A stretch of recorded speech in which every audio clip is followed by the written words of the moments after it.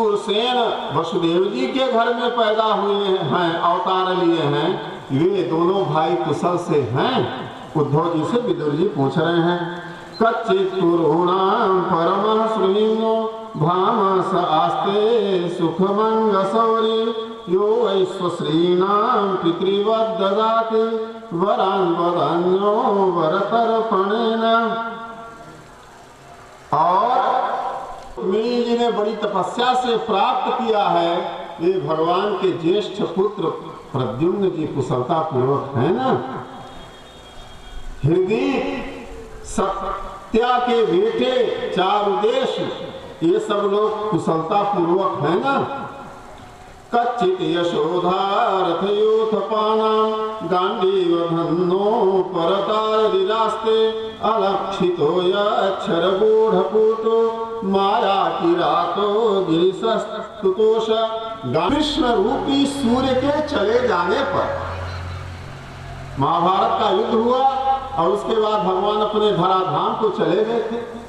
उद्धव जी कहते हैं क्या कुशलता कहें, अब कौन सा कुशल बतलावें।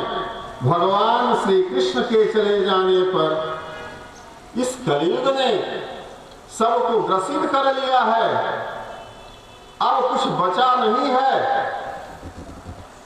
जिन भगवान के कारण से हम सब लोगों को त्रिलोकी में जय जयकार होती थी, हर युद्ध में विजय प्राप्त होती थी, हर विपत्ति से वे रक्षा करते थे, आज वही हम लोग अब असहाय हो गए हैं, अनाथ हो गए हैं। मां खेदयते तदजस्य जन्म विडंबनम यद वसुदेव गेहे व्रजे च वासोरिभयादिव स्वयं। अरे विदुर जी, हमको भगवान की वह लीला करते हैं, क्षण में संहार कर देते हैं। वे जब वही उनकी उन लीलाओं की याद आती है तो हृदय जो है भाव विभोर हो जाता है।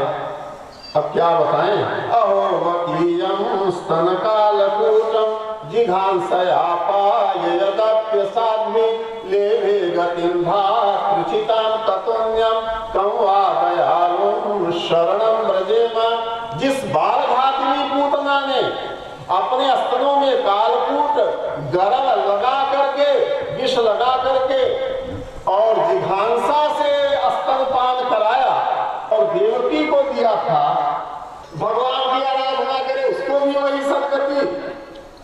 चित्त जो है विभ्रमित हो जाता है। तो संरंभमार्गा, इसी श्लोक को सुन करके सुखदेव जी महाराज निर्गुण निराकार में बैठे हुए ध्यानस्थ समाधि से उतर करके और इस श्रीमद् भागवत महापुराण का उन्होंने कि भगवान ने इस धरती का पूरा भार उतार दिया है। अभासुर, बकासुर, पूतना, तृणावर, दंतवर, विदुरथ सबको मार करके धरती से अत्याचारियों का पीड़ा पी करके ये भी मतवाला होकर के धरती पर अत्याचार करेगा। इसलिए भगवान ने अपनी प्रेरणा से उनको परस्पर लड़वा करके उनको भी समाप्त कर दिया। ये सारी घटना विदुर जी से उद्धव जी बता रहे हैं। सुखदेव जी कहते हैं परीक्षित ऐसा ऐसा उद्धव जी ने विदुर जी से कहा था। विदुर जी चले गए हरिद्वार, यहाँ सप्तस्रोत प्रवाहिनी गंगा आज भी बह रही हैं और मैत्रेय है, इनके पिता का नाम कुशारव था, इसलिए इनका नाम। सब अलग अलग थे और जब इकट्ठा हुए भगवान की स्तुति करके, भगवान की प्रेरणा से इकट्ठा हो गए और भगवान ने अपनी चेतना का संचार इनमें कर दिया, तब वे सृष्टि करने लायक हो गए। पृथ्वी जल तेज वायु आकाश शब्द स्पर्श रूप रस गंध, बिना भगवान की चेतना से कोई चेतना संपन्न होता ही नहीं। पृथ्वी भी चेतन है, हवा भी चेतन है, वृक्ष भी चेतन है और पत्थर में भी चेतना है, लेकिन वह चेतना इतनी सूक्ष्म है कि उसका अनुभव करना सूक्ष्म बुद्धि वालों के बस की बात होती है। यहाँ क्योंकि उस चैतन्य से पैदा हुआ कोई भी पदार्थ जड़ हो ही नहीं सकता। हम लोगों की जो जड़ बुद्धि है वह उसको जड़ मानती है, लेकिन चेतना तो कण कण में, पत्थर के एक एक कण में भी चेतना है। उस चेतना को समझना थोड़ा सा कठिन रहता है। चेतना न होती तो पत्थर में दूब न जमती, चेतना तो सब में होती है और उस चेतन से उत्पन्न हुआ है सारा संसार। चेतन कुछ ज्यादा लोग चेतन है, मनुष्यों में भी कुछ ज्यादा चेतन होते हैं, कुछ ज्यादा बुद्धिमान होते हैं, कुछ कम होते हैं। ऐसे हर वस्तु में सृष्टि, फिर भगवान ने सृष्टि किया और सृष्टि जितनी कर कमल निकला, स्वर्णिम कमल स्वतः स्फूर्त रूप से निकला। भगवान ने उसके लिए कोई प्रयास नहीं किया और उस कमल से स्वतः ब्रह्मा जी प्रकट हो गए। ब्रह्मा जी देखे कि महाप्रलय का पूरा जल भरा हुआ है, यहां तो कोई दिखता ही नहीं, और जिस कमल में से मैं पैदा हुआ, जिसके कमल की गद्दी पर जो मैं बैठा हुआ हूं, इसका कोई और अंत है कि नहीं। तो वो चले गए सीधे कमल नाल के भीतर और हजारों वर्ष उसका अंत ढूंढते रहे, लेकिन उसका अंत नहीं मिला। तो लौट आए, और जब लौट आए तो तपस्या करने लगे। तपस्या के बाद ऐसे इधर देखा तो पूरब की तरफ उनका एक मुख निकल आया, पश्चिम की ओर देखा तो पश्चिम की ओर एक मुख निकल आया, उत्तर की ओर देखा तो उत्तर की ओर, दक्षिण की ओर देखा तो दक्षिण की ओर, चार मुख ऐसे हो गए। और चार मुखों से ब्रह्मा जी ने भगवान की स्तुति किया। अब होता है ब्रह्मा, अक्का का जो भेद हुआ, का माने ब्रह्मा शरीर, तो ब्रह्मा जी के शरीर का भेद होने से काया माने शरीर, काय माने शरीर, उसका के ब्रह्मा जी के भेद होने से जो दो शरीर उत्पन्न हुए, इसलिए काय कहा जाता है इस शरीर को, काय। और उन स्वयंभू मनु है तो महाप्रलय का जल था, और इसके अलावा यहाँ कुछ था नहीं, जल के अलावा कुछ नहीं था। तो स्वयंभू मनु ने कहा, पिताजी सृष्टि करेंगे तो संतानें रहेंगी कहाँ, उनके लिए कुछ रहने के लिए भी चाहिए। तो ब्रह्मा जी ने सोचा बात तो उचित है, बात ठीक है। तब उनके समझ में आया कि ये धरती नहीं है, धरती को तो हिरण्याक्ष नामक राक्षस चुरा करके रसातल में ले जा करके ऐसे तकिए की तरह चौपर्त करके और अपने सिर के नीचे लगाकर सो रहा है। कैसे धरती का उद्धार किया जाए। ये भूदेवी है, भगवान नारायण की दो पत्नियां हैं, एक भूदेवी दूसरी श्री देवी। ये धरती माता है, विश्व की माता है, और विश्व के पिता हैं भगवान।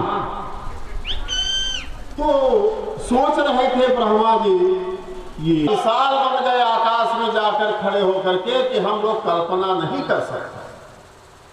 कोई ऐसा जंगली जानवर इस संसार में चूंकि उतना बड़ा होता ही नहीं है। विशाल विग्रह वाराह भगवान का, शुक्रावतार भगवान का खड़ा हो गया।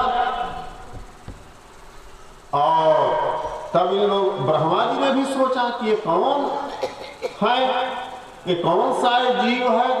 लगता है भगवान नारायण ही अपनी माया से ये शुक्रावतार धारण करके आ गए हैं। तो जितने जब भगवान शुक्रावतार भगवान गर्जना करते थे ना, तो उस समय जो है जनलोक, तपलोक और सत्यलोक के निवासी जब उनकी गर्जना को सुना तो लोगों ने, लोक और महलोक के जो मुनि थे, ऋषि थे, देवता थे, उन लोगों ने देखा। और उन लोगों ने जब देखा तो उन लोगों ने स्तुति किया भगवान की स्तुति किया। शुक्रावतार भगवान चल पड़े। तेज होती है और पृथ्वी का गुण है गंध। तत्र गंधवती पृथ्वी, तो पृथ्वी को सूंघ करके ही पता लगाया जा सकता है। पृथ्वी का गुण है गंध। जब पहली बार आषाढ़ में पानी गिरता है तो पृथ्वी से सोंधी सोंधी सुगंध निकलती है। पृथ्वी का गुण है गंध, और अग्नि का गुण है रूप, जल का गुण है स्वाद, वायु का गुण है स्पर्श, और आकाश का गुण है शब्द। तो पृथ्वी कहाँ है ये सूंघ करके ही पता लगाया जा सकता है, और सूंघने की शक्ति सूकर में ज्यादा होती है। इसलिए भगवान शुक्रावतार धारण किए, सुअर बने, और सुअर बन करके ढूंढते ढूंढते ढूंढते भगवान कहाँ गए? रसातल में। वहां गए तो हिरण्याक्ष दैत्य ऐसे धरती को मोड़ करके तकिए की तरह ऐसे लेटा हुआ था, आराम से सो रहा है। भगवान शुक्रावतार ने खींच लिया, और जब खींचा तो उसका क्रोध, वो आदि दैत्य है। हिरण्याक्ष और हिरण्यकश्यप ये आदि दैत्य हैं। इस कल्प के, कल्प कई होते हैं, 32 कल्प होते हैं, तो इस कल्प के ये आदि दैत्य हैं तो कश्यप और अदिति की ही संतान। कश्यप ऋषि की 13 पत्नियां थी, जिसमें सबसे जेठ पत्नी अदिति माता थी, और दूसरे नंबर में दीति थी। तो दीति से दैत्य पैदा हुए, राक्षस पैदा हुए, और अदिति से देवता पैदा हुए। सगे भाई हैं देवता और दैत्य, और हमेशा लड़ते रहते हैं स्वर्ग के सिंहासन के लिए। कभी इंद्र चाहते हैं कि हमको मिल जाए, कभी दैत्य चाहते हैं बलि इत्यादि राक्षस की हमको मिल जाए। तो ये आदि दैत्य हैं, और इतना पराक्रमी, इतना बलवान था कि जब भगवान धरती को उठाए और अपने यही ठोड़ी में धरती को रखे, और जल को चीरते हुए, महाप्रलय का जल था, जल को चीरते हुए ऊपर की ओर आए। ये पीछे से गदा लेकर के लगा भगवान को अपशब्द बोलने, अरे जंगली जीव, अरे ग्राम सूकर,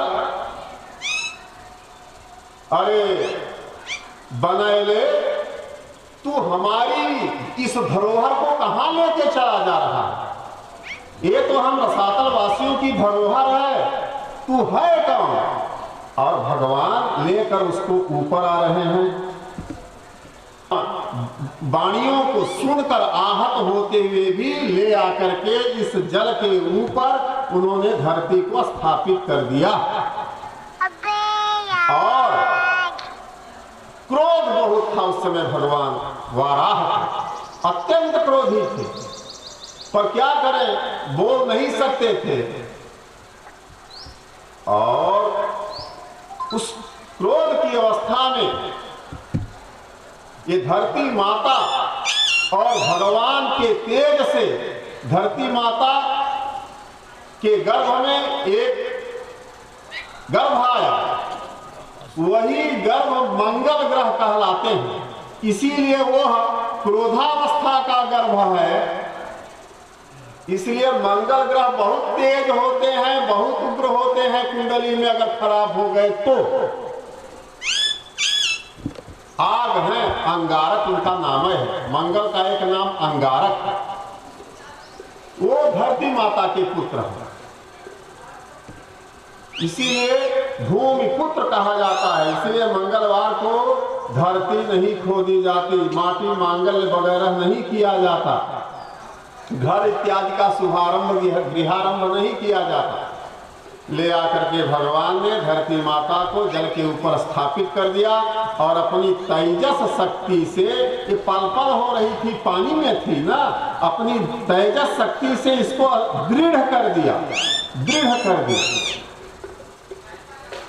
तब ये ठोस हो गई, हम लोगों के रहने के लायक आज हो गई।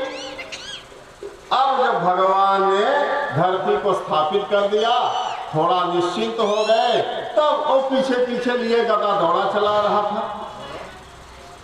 जब चला आ रहा था तो भगवान, लेकिन तुम्हारे जैसे हम जंगली प्राणी तुम्हारे जैसे कुत्तों को ढूंढते फिरते हैं और कहीं पा जाए तो जो है अपने डाढ़ों से दबा करके उसको जो है चाप लेते हैं। अब भगवान बोलना शुरू किए, न मृत्यु पाशे प्रतिमुक्त से वीरा।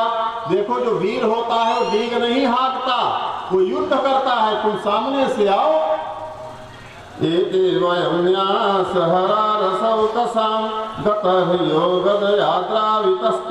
भगवान ने खूब फटकारा।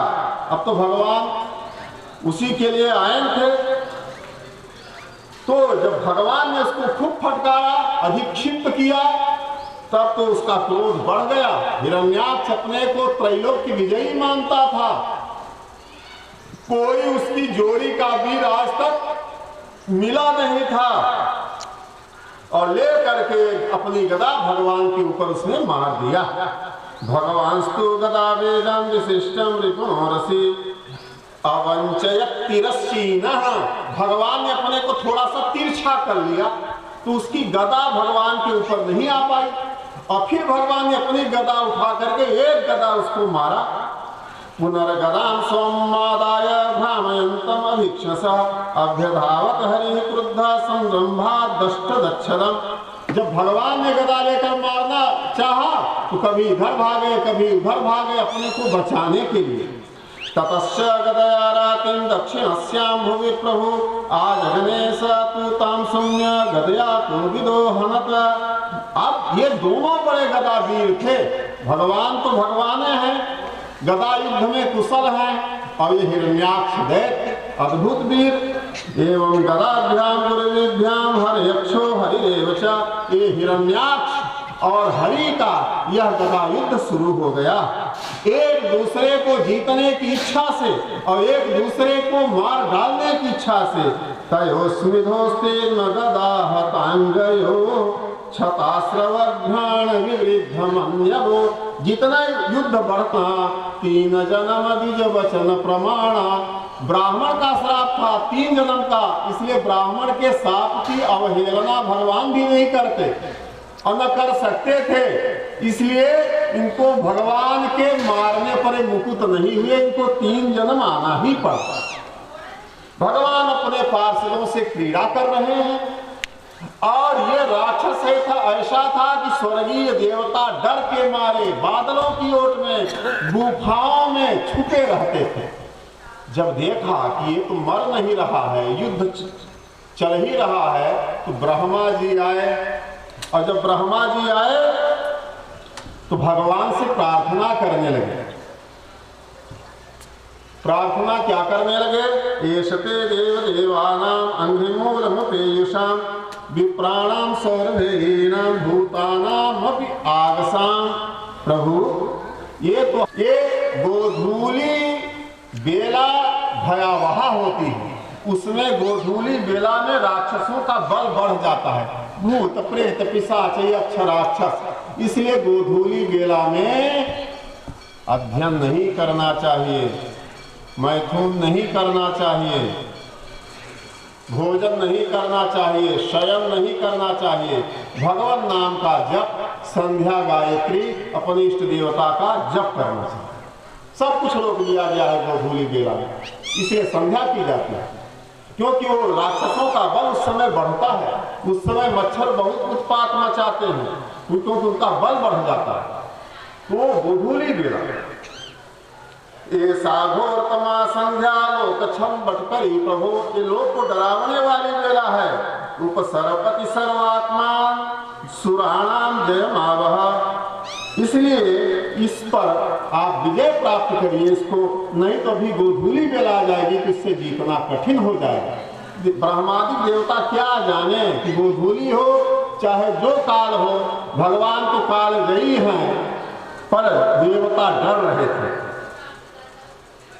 और इसके बाद मैत्रेय जी कथा बता रहे हैं विदुर जी से। ब्रह्मा जी के इन वचनों को सुन करके, निश्चल अमृतमय मीठे वचनों को सुन करके भगवान वाराह मुस्कुराए। पा गए भगवान तो निरायुध हो गए ना, भगवान के हाथ में कोई अस्त्र शस्त्र नहीं, चाहता तो 2 गदा थी और पीठ पाट के बराबर कर देता। सतदा लब्ध तीर्थोपि नववाधि निरायुधम, अवसर प्राप्त करने के बाद भी वह हिरण्याक्ष दैत्य निरायुध भगवान पर गदा प्रहार नहीं किया, युद्ध के नियम का उसने पालन किया। गदा क्या छूटी भगवान के हाथ से कि स्वर्ग में हाहाकार मच गया, देवता डर के मारे रोने लगे, देवताओं की स्त्रियां, यक्ष गंधर्वों की स्त्रियां, सब हाहाकार मच गया। अब नहीं बचेंगे भगवान के बचने न बचने का डर देवताओं को नहीं है, जानते हैं कि भगवान रहे चाहे न रहे, पर ये रहेगा तो हम लोगों की खैरियत नहीं है। इसलिए भगवान ने देखा देवता बड़े भर गए हैं, तो उन्होंने सुनाभम, सुंदर आरे वाले अपने सुदर्शन चक्र का भगवान ने स्मरण किया। तो जब भगवान ने अपने निजी आयु, भगवान के चक्र निजी आयु, अन्य चक्र निजी आयु नहीं है, तम व्याघ्र चक्रम दिति पुत्राधमेन स्वपार्षद मुख्येन विसर्जमानम, अपने मुख्य पार्षद से भगवान लड़ते हुए और जब अपने चक्र का स्मरण किए तो चक्र घूमता हुआ आया, भगवान के हाथ में से लग गया और घूम रहा है। चित्रावाचो तद्विदां खेचराणां तत्रास्मासं स्वस्तितिमुं जहीति, जब चक्र देखा ऋषि मुनियों ने, गंधर्वों ने, देवताओं ने भगवान के हाथ में अब तो चक्र आ गया है, तो भगवान की जय जयकार करने लगे, कहने लगे भगवान प्रभु इसको मारिए। सतम निशाम्यात् रथांगमग्रतो व्यवस्थितं पद्म पलासलोचनम, जिनके लोचन पद्म पलास हैं, कमल के दल की तरह खिले हुए हैं, ऐसे भगवान हरि वाराह भगवान बिलोक्य चामर्ष परिप्लुतेन्द्रियो रुषास्वदंत छदमाद सत्स्वसन। और उन भगवान को जब इस हिरण्याक्ष ने चक्र लिए हुए पद्म पलाश नेत्र वाले भगवान को देखा तो पराशब्देन तां साधो भगवान यज्ञ सूकरः लीलया मिश्रतः शत्रोः प्राहरद्वातरंघसं, तब भगवान ने अपने को इसे बाएं तुम जगीससि इत्युक्त सतदा भूयस्ताडयन् व्यननद्भिषं, तब वो कहता है हिरण्याक्ष कि अरे तुम्हारी गदा गिरी है, तुम चक्र, गरुड़ किसी सर्पिणी को पकड़ ले, गरुड़ के आगे सांप क्या है, कुछ नहीं, ऐसे भगवान ने उसकी गदा को पकड़ लिया। नैक्षद गदां दीयमानां हरिणा विगत प्रभा, फिर इसके बाद जब भगवान ने उसकी गदा पकड़ ली और उसको कहा कि ले अपनी गदा ले लो, नहीं लिया, बड़ा मानी वीर था, स्वाभिमान बहुत था उसको, और नहीं लिया भगवान की दी गई गदा को।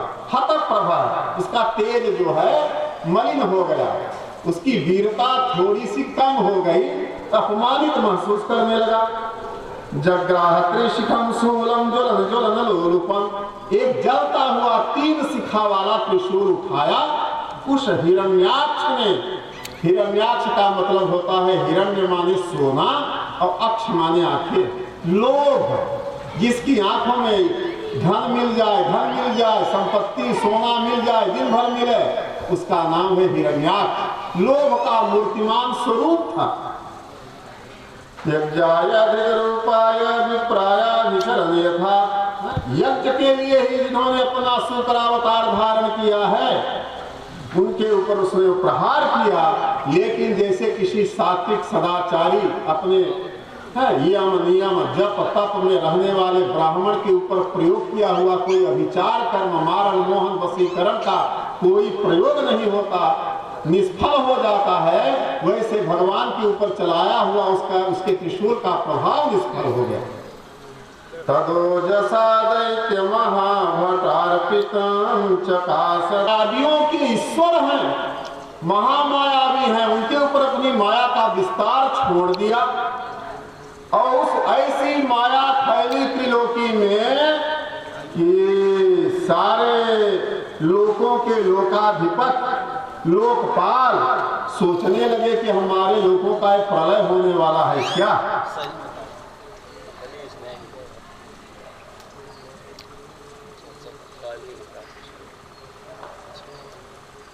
ऐसी बड़ी बड़ी राक्षसियां जो दिगंबरा थी, हाथ में त्रिशूल लेकर के अपने बालों को खोल करके चारों ओर नाचने लगे। बहुधीरे यक्ष रक्षोभिपत्ति और पैदल चतुरंगिनी सेना, यक्ष राक्षस आतताई लोग मारो मारो काटो काटो ये हिंसामयी वाणी बोलने लगे। इतनी भयंकर माया का विस्तार उस राक्षस ने कर दिया। प्रादुष्कितानां मायानां आसुरीणां विनाश्यन् सुदर्शनास्त्रं भगवान और उसी समय माता दीति का हृदय कांप उठा। अज्ञात भय उसके हृदय में बढ़ गया, क्योंकि उसको अशुभ अपशकुन होने लगे। तो उसका लड़का है ये हिरण्याक्ष, बस कुछ ही क्षणों में भगवान इसका उद्धार कर देंगे। तो माँ का हृदय कांप उठा। एक क्षण में गायब कर दिया। सुंदर प्रकाश सूर्य का दिखने लगा, दिशाएं दिखने लगी, सुंदर शीतल मंद समीर बहने लगी। और भगवान ने कहा कि अब बहुत विलंब नहीं करना चाहिए। एक जो है, जब भगवान के ऊपर उसने अपना मुक्का मारने का प्रयास किया तो भगवान के तेज में गायब हो गया, समा गया। जो महाप्रलय के घनघोर अंधकार को पी लेते हैं, इस राक्षस को लीन कर लेना उनके लिए कोई बड़ी बात नहीं थी। कंपटी पर मारे, जैसे इंद्र ने वृत्रासुर को मारा था वैसा बल लगाकर नहीं मारा था। उसका शरीर घूमने लगा, चक्कर काटने लगा, उदस्त लोचना, आंखें उलट गई। सुरागता अहो इमाम को नुलभेद संस्थिके, धरती पर गिरा पड़ा है इतना बड़ा विशाल दैत्य नहीं। सब देख रहे हैं, देवता दानव मानव पशु पक्षी कह रहे हैं कि कितना भाग्यशाली है, इतनी शुभ गति किसको प्राप्त होती है, किसी को नहीं। भगवान इसके आंखों के सामने खड़े हैं। योग समाधिना रहो ध्यायन्ति लिंगा कसतो मुमुक्षया तस्य इस दैत्य ऋषवा कदाहतो मुखं प्रपश्यन् स्तनुमुख ससर्जा। बड़े बड़े योगी कोटि कोटि कल्पों तक अपने हृदय में अपने सूक्ष्म शरीर को नष्ट करने के लिए मुक्ति प्राप्त कुछ छोड़ दिया। इसके बाद देवताओं ने और सब ने भगवान की बड़ी स्तुति की। और ये हिरण्याक्ष वध की अद्भुत कथा है, जो भगवान की इस कथा को, उनकी शुक्रावतार भगवान की इस लीला क्रीड़ा को सुनता है, समझता है, गाता है, अनुमोदन करता है, वो ब्रह्म हत्या जैसे पाप से भी छूट जाता है। तो इस महापुण्यमयी कथा को, पवित्र कथा को, उसकी दीर्घायु होती है। युद्ध के समय इसको सुनने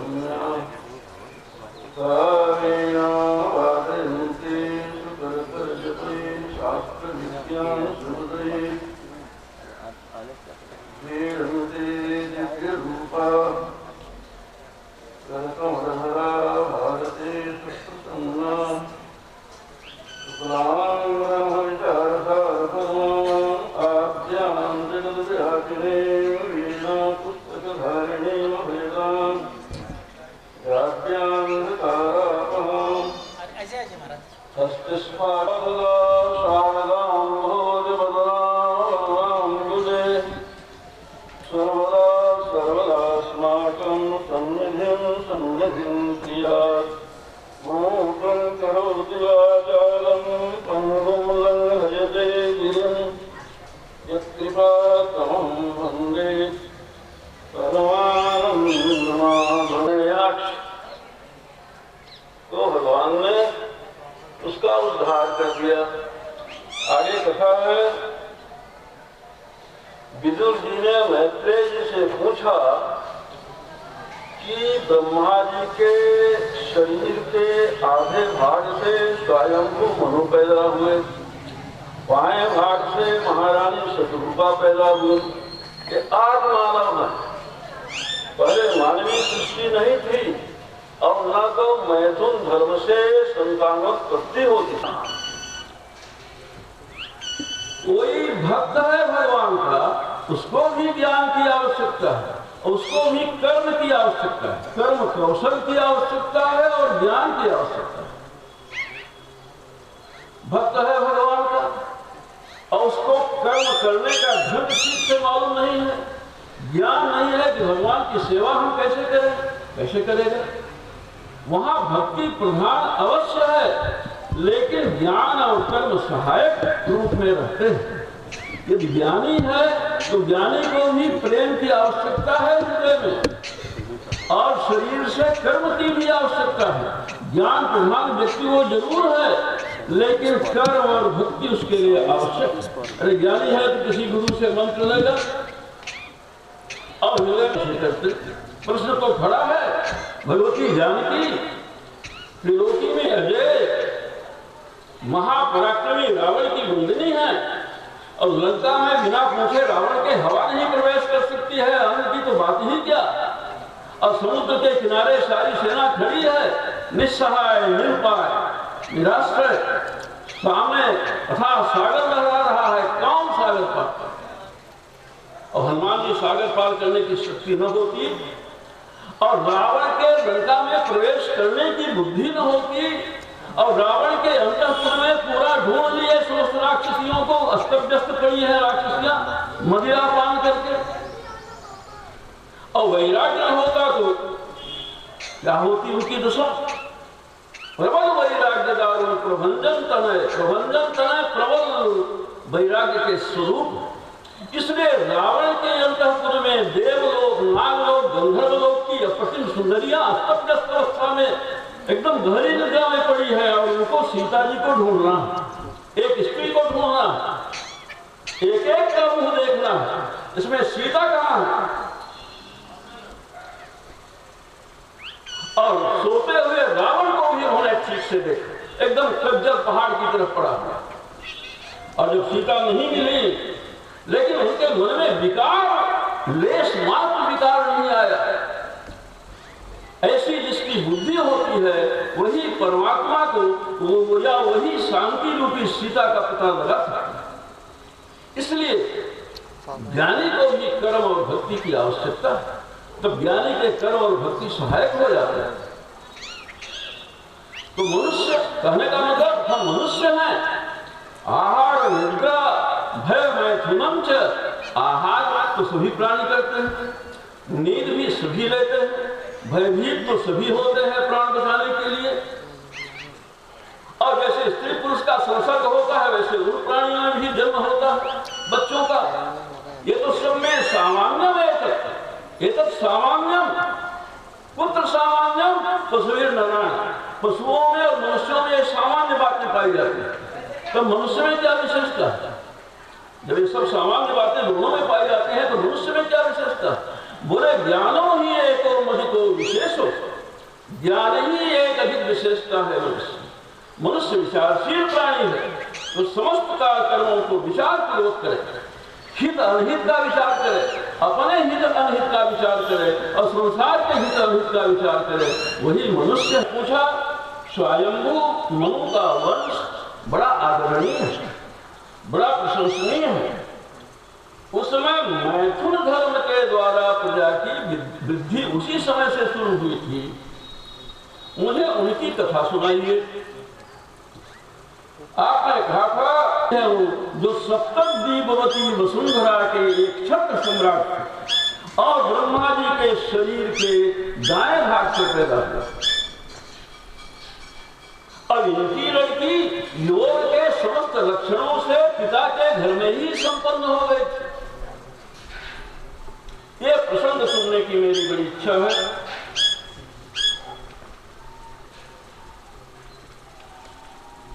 तो मैत्रेय जी ने कहा, विदुर जी, तो ब्रह्मा जी ने कर्दम जी को आज्ञा दिया कि बेटा संतान पैदा करो। तो संतान अच्छी हो, इसके लिए पत्नी अच्छी होनी चाहिए, क्योंकि उसके 9 महीने बालक अपनी मां के गर्भ में रहता है। अब मां के समूचा इसलिए अच्छी लड़की मिले विवाह के लिए, ये कोई गलती नहीं है। बच्चियों को भी चाहिए कि कुछ आराधना करें, भगवती भगवान से प्रार्थना करें कि अच्छा पति मिले, सदाचारी मिले, विलक्षण बुद्धि वाला मिले, माता पिता का सेवक हो, सबका ध्यान रखे। अब प्रसन्नो भगवान पुष्कराक्ष कृते युगे, ये कब की कथा है? कृते युगे, यह सतयुग की कथा।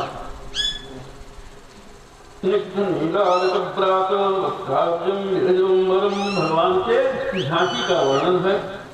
किरीटिनं कुंडलिनं शंखचक्र गदाधरं श्वेतोत्पलक्रीडनकं मनस्पर्शस्मृतिक्षणं विन्यस्त चरणाम्भोजं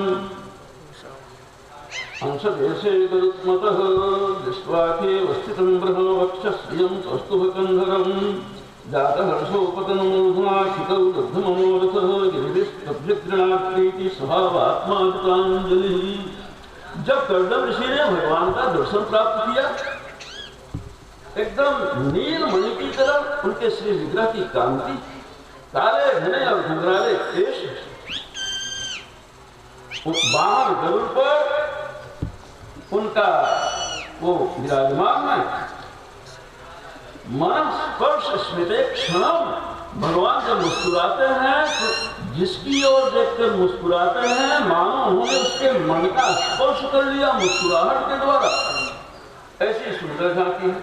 बहुत प्रसन्न हुए कर्दम जी, और कर्दम जी ऋषि ने स्तुति किया भगवान की। क्या कहा? आप स्तुत्य हुए, आपकी आराधना करते हुए अंत में आपके चरणारविंदों की भक्ति प्राप्त कर लेते हैं। भोग, सांसारिक भोग मांगते, उनकी बुद्धि भ्रष्ट है और आपकी माया ने उनको विमोहित कर रखा है। भला आपकी सेवा पूजा आराधना के बाद इन भोगों में रुचि है तो क्या मिला? वो तो रुचि आपके आप कल्पवृक्ष है। कल्पवृक्ष में क्या विशेषता? जो मांगिए वही देगा। कहते हैं कर्दम जी कि आप कल्पवृक्ष हैं, तो जो व्यक्ति मांगता है, पूजा करता है, सेवा करता है, वही देते हैं। ये चाहता है, जब तक इसकी चाह ही करिए तो भगवान से ही करिए, कहने का मतलब ये। अब कहते हैं कर्दम जी, प्रभु मैंने जो 10,000 वर्ष तपस्या की है, मेरा हृदय कुछ चाहता है, मेरे पिताजी की आज्ञा है। कर्दम ऋषि विवाह नहीं करना चाहते, लेकिन पिता की आज्ञा मान करके न चाहते हुए भी कर्दम ऋषि ने विवाह स्वीकार किया। और जब स्वीकार किया तो गृहस्थी दिव्य होनी चाहिए, गृहस्थी दिव्य होनी चाहिए, उसकी शोभा होनी चाहिए। शोभा कैसे होगी? पत्नी ठीक होगी, फिर उससे उत्पन्न बच्चे ठीक होंगे, तो गृहस्थी की शोभा होगी। तो बोले प्रभु, श्री भगवान ने कहा, जिसके लिए तुमने इंद्रियों का संयम किया, मन को एकाग्र किया, एक चित्त से 10,000 वर्ष तक तुमने मेरी आराधना की है, तो तुम्हारे हृदय के भाव को, तुम्हारी याचना को, तुम्हारी अभिलाषा को मैं पहले से जानता हूं। सचे विप्रदायर्षेर महिष्या सुरूपया आया सची दिदृक्षस्त्वां परस्यो धर्म कोविदः। श्री भगवान ने कहा, कर्दम प्रजा अब तुम्हारा दर्शन करें।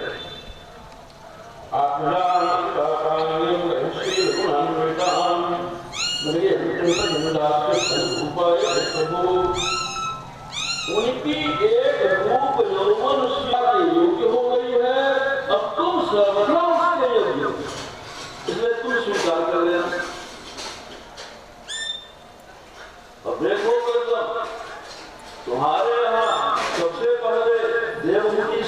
कन्याएं पैदा होंगी 9 लड़कियां, उसके बाद मैं स्वतः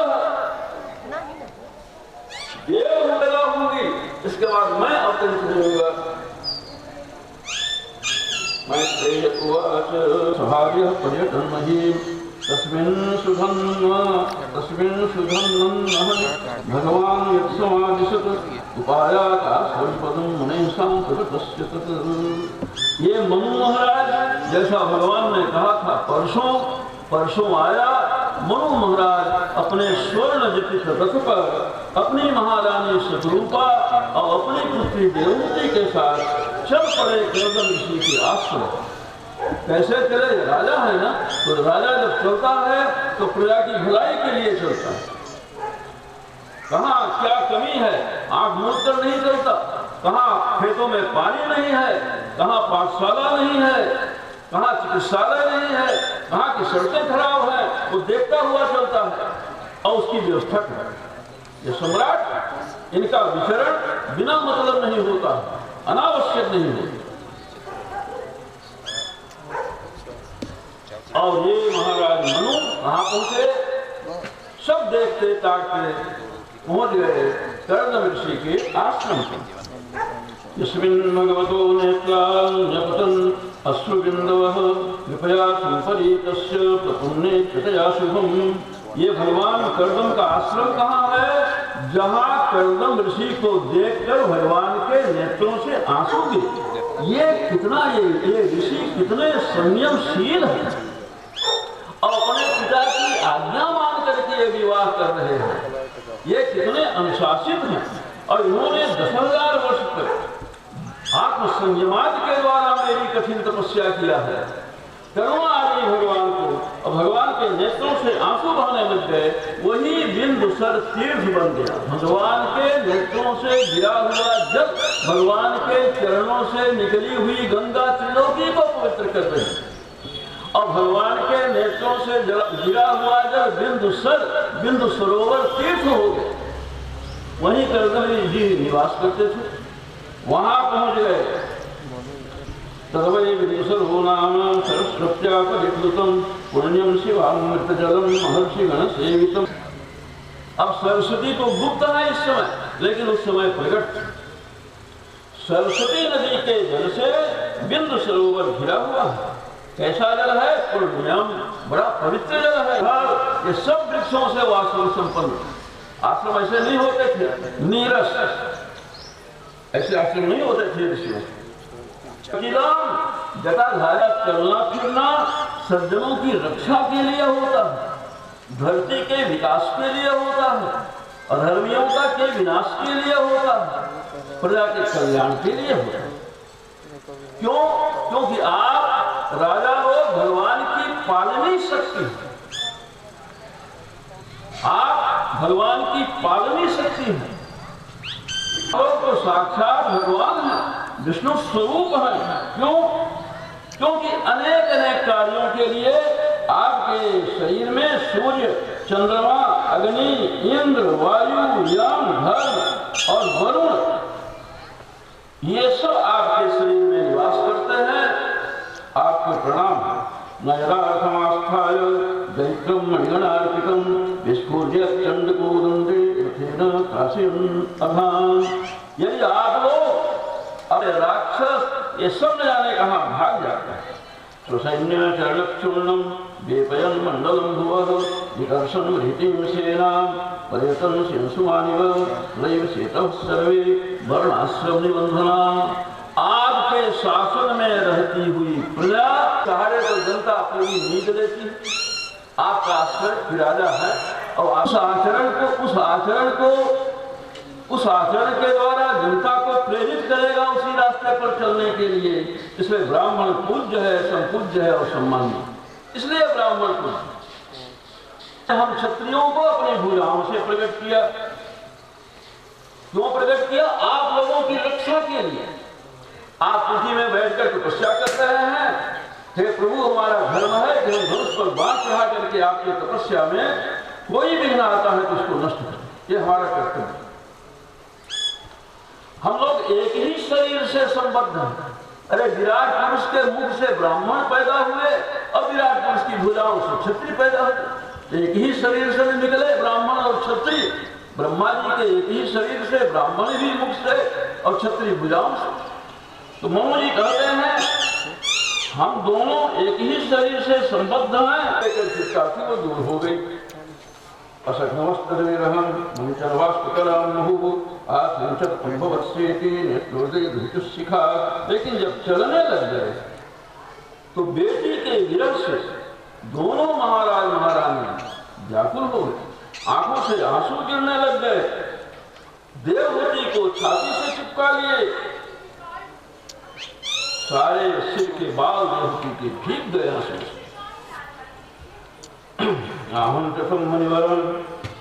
मुनिवर से आज्ञा लिया।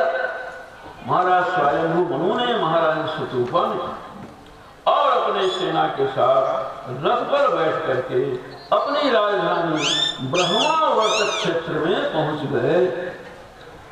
ऋषियों का आश्रम होता था, तो इनका रथ जा रहा है महाराज। जिस स्थान पर कुशा बहुत उत्पन्न हो गए थे, कुशों से जो संपन्न थी, उसका नाम है बरहिस्मती पुरी। यही उनकी राजधानी थी। ये कुशा कहाँ से पैदा हो? सुअर जैसा वो वासुदेव के रोए हैं, क्योंकि वो यज्ञमय विग्रह ही था भगवान का, यज्ञमय शरीर ही था। तो यज्ञ की जितनी सामग्रियां हैं सब उस दिव्य विग्रह से पैदा हो गए। रोए झड़े थे और वही कुश हो गए। और उसी ब्रह्मावर्त बरहिस्मतीपुरी में स्वयं एक मनु का शासन काल 71 चतुर्युगी से भी कुछ अधिक। एक चतुर्युगी माने सतयुग, त्रेता, द्वापर, कलयुग एक बार बीते तो एक चतुर्युग। और 71 चतुर्युगी तक एक मनु का शासन रहता है। और एक मनु के शासन में, उसके अधिकार में कौन लोग रहते हैं, कौन कौन शासित होते हैं? त्रिलोकी, धरती लोक, भूर्भुवः, ये तीन लोग एक मनु के शासन काल में रहते हैं। देवराज इंद्र भी मनु के शासन में रहते हैं। स्वर्ग के राजा हैं, ठीक है, लेकिन ये मनु के शासन में रहते हैं। ये जो मनवंतर चल रहा है आज, ये वैवस्वत मनवंतर नाम है इसका। ये तब इनको मनु पद मिलता। और इन्होंने ये मनुस्मृति लिखते हैं। आजकल तो मनुवाद। ये मनु का अधिकार होता है, वो सामान्य नहीं होते हैं। ये परम धार्मिक होते हैं, परम धर्मिष्ठ होते हैं, परम इंद्रिय निग्रही होते हैं, परम तपस्वी होते हैं, परम भगवत भक्त होते हैं। ऐसे लोगों को मनु का मनवंतर का स्वामी बनाया जाए। समस्त लक्षणों से संपन्न। क्या मतलब योग? अरे यम, नियम, आसन, प्राणायाम, प्रत्याहार, धारणा, ध्यान और समाधि, ये योग के 8 अंग हैं। पहली सीढ़ी है यम। यम कितने होते हैं? 5। अहिंसा, किसी प्राणी को मन वचन कर्म से कष्ट न देना अहिंसा, इसका पालन करना चाहिए। अहिंसा के बाद सत्य नहाने से मन बुद्धि चित्त शुद्ध नहीं होते हैं। मन बुद्धि चित्त तो भगवत आराधना से शुद्ध होते हैं। नियमों का निरंतर पालन करना चाहिए। ये योग के 8 अंगों में जो परब्रह्म परमात्मा का राज्य है, वहां पहुंचना है तो पहली सीढ़ी पर कोई पैर रखेगा तो न छत पर पहुंचेगा। होगा पुलिस लगी रहती है, ऐसे वो जमरा यमान अधीक्षणम सेवे, यमों का निरंतर पालन करना चाहिए। नियमान मत्परः क्वचित्, यदि नियमों का पालन भगवत प्रेम की तल्लीनता में नियमों में भूल हो जाए तो कोई हल नहीं, लेकिन यमों का निरंतर सबको पालन करना चाहिए। को जपिए 2 बार में वो पूरी सांस खिंच जाएगा। अब तक दोनों छिद्रों को दबा दो और दोनों छिद्रों को दबा करके 4 बार उस मंत्र को इसको कुंभक कहते हैं। कुंभक घड़े की तरफ बंद कर दिया, श्वास को आना लगा और 4 बार मंत्र पढ़ लीजिए। अगर 4 बार पूरा हो जाए तो बाई नासिका को दबा दीजिए और 2 बार मंत्र पढ़ते पढ़ते इसको निकालना। एक उसको कहते हैं पूरक। 1 बार मंत्र पढ़ते पढ़ते सांस खींच लीजिए, 4 बार भीतर सांस रखिए और 4 बार मंत्र पढ़िए, जपिए, पता है। और 2 बार जपते जपते सांस को निकालिए, 4 बार, 5 बार, 10 बार। जब ध्यान पक्का हो जाता है, वही ध्यान स्थिर हो जाता है, उसको कहते हैं समाधि। ये नियम है। तो इन लक्षणों से वो अपने घर में ही संपन्न थे। कौन? देवहूति, महाराज मनु की पुत्री। अब ये है, अब कर्दम ऋषि है, 2 हैं आश्रम में। अब सुनिए इसका चरित्र। विश्रम्भेण आत्मशौचेन गौरवेण दमे, अपने पतिदेव कैसे सेवा कर रही है? काम वासना का उसने परित्याग कर दिया। हनीमून का प्रश्न वहां नहीं, काम वासना का परित्याग। दम्भ, पाखंड, द्वेष, वैर, लोभ, पाप, मद, अहंकार सबको त्याग कर बड़ी सावधानी और लगन के साथ सेवा में तत्पर थी। वह जिनके पास अष्ट सिद्धियां हैं, इनकी सेवा से जो मैं मांगूंगी वही मिलेगा, ये वो जानती थी। इसलिए वो सब छोड़ करके दोषों का परित्याग करके बड़े प्रेम से अपने समर्थ पति की सेवा कर रही थी। कालेन भुज साक्षामां कक्षितां वतचर्या प्रेमगदया वाचा पीड़ित कृपया ब्रवीत। कुछ दिनों के, बहुत दिनों के बाद कर्दम ऋषि ने अपनी पत्नी देवहूति को देखा। उस दिन भी देखा था, विवाह के दिन जब उसके पिताजी लेकर आए। परम सुंदरी थी, अनुपम सुंदरी। आज देख रहे हैं केस में लटें पड़ गई है, मुख मलिन पड़ गया है, शरीर क्षीण प्राय हो गया है। बड़ी दया आ गई कर्दम ऋषि को। इस मानवी ने, इस मनुपुत्री ने मेरे लिए अपने शरीर का ख्याल नहीं रखा, शरीर को विसर्जित कर दिया मेरे लिए। उनके आकांक्षा से संतुष्ट हूं, शुश्रूषया तुम्हारी सेवा से, परमया परयाज भक्त्या, परम शुश्रूषा तुमने मेरी की, परम प्रेम है मेरे पर तुम्हारे अंदर। तपस्समाधि विद्यापि योग विजिता भगवत प्रसादा कानेव ते मदन सेवनया वरुद्धान दृष्टिपस्य वितराम भयान शोकान। कर्दम ऋषि कहते हैं, देखो देवहूति अपने धर्म का पालन करते करते, अपनी तपस्या से अपनी समाज दिव्य लोक मिले हैं, वो सब तुम्हें भी प्राप्त है। वो जिन दिव्य लोकों पर मेरा अधिकार हो गया है, उन सब लोकों पर तुम्हारा भी अधिकार हो गया। तुम देखो,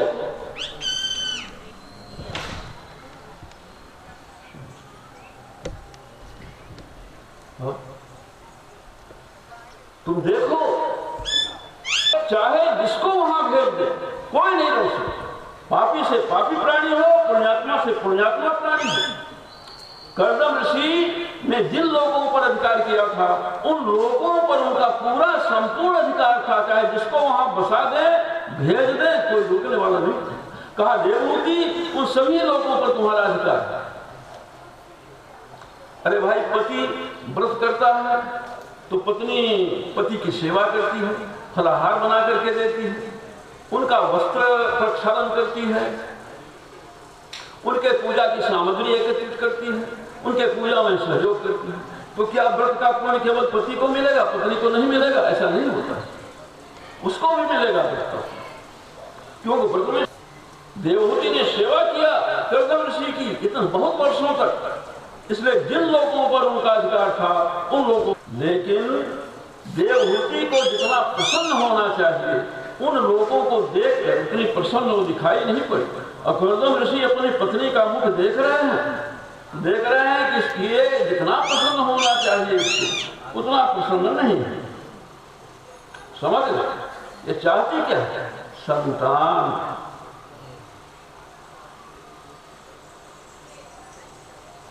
देवहूति कहती है, गार्हस्थ सुख की प्राप्ति के लिए वैसा घर होना चाहिए, वैसा शरीर होना चाहिए, वैसी अवस्था होनी चाहिए। ये सब की व्यवस्था करने की आप कृपा करें। प्रियाया प्रियमदवीक्षण कर्दमो योगमास्थितः विमानं कामदं छत्तस्तर्हेवा विचीकरत्।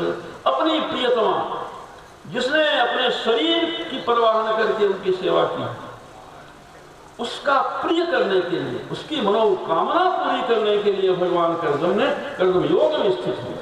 और योग में स्थित होकर के उन्होंने एक दिव्य विमान की रचना कर दिया। वो विमान दिखाई पड़ने लगा। वो विमान कैसा था? सर्वकाम शुभम दिव्यम सर्वरत्न समन्वितम सर्वर्धिरूपसेवोदरकम मणिस्तंभैरुपस्थितम सर्वकाम दुघम दिव्यम। उस विमान में हर कामना पूरी करने की सामग्रियां उपलब्ध थी। जो चाहिए उन बावलियों में हंस, पारावत, जल पक्षी विहार कर रहे थे। कृत्रिमान मन्यमानेश्वर अधिरूह्य विहार स्थान विश्राम सम्मेश प्रांगण। क्या था विमान में? विहार स्थान, घूमने का खूब लंबा चौड़ा मैदान था। कितना बड़ा विमान रहा होगा। विश्राम स्थान, आराम करने का स्थान, सम्मेश प्रांगणाजिरई, आंगन था विमान। इतना दिव्य, इतना सुंदर विचित्र विमान देख करके भी कर्दम ऋषि की प्राणप्रिया पत्नी देवहूति जी को जितना प्रसन्न होना चाहिए उतना प्रसन्न वो नहीं दिखाई पड़े। तो कर्दम ऋषि जान गए इसका शरीर जो है, ये तो इसके केश एकदम लट हो गए, शरीर क्षीण हो गया।